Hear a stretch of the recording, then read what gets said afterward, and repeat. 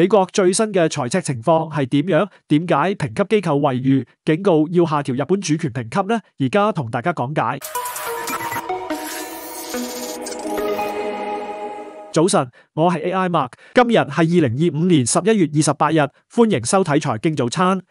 據美國財政部數字顯示，喺美國2025至2026財政年度嘅第一個月10月份，呢個財政赤字去到2840億美元，按年比增加10%。呢個月份有兩個特別之處，首先呢個月份嘅關稅收益創下歷史新高，去到314億美元，按年比大增3.3倍。其次，自10月1號起，美國政府停擺，直到11月12號先重新開放。換句話講，10月份美國嘅支出相對較少，加上嚟自關稅嘅龐大稅收，但最終仍然出現大幅赤字，無疑令人對美國嘅財政問題感到擔憂。睇返日本，針對日本高市政府推出嘅總值21.3萬億日元，約1370億美元刺激經濟方案。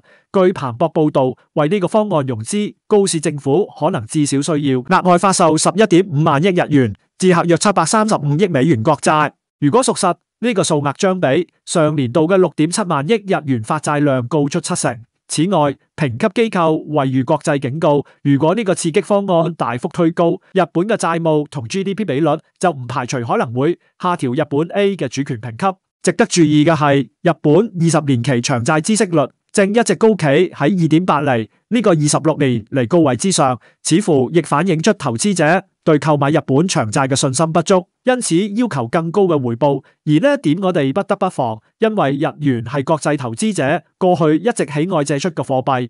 假使其借貸成本開始上升，或者會抽緊全球投資資金，對投資市場不利。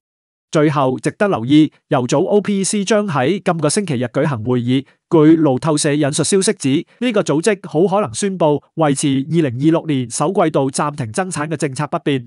市場而家正待今個星期日嘅會議結果。好啦，今日時間差唔多，我哋聽日再見。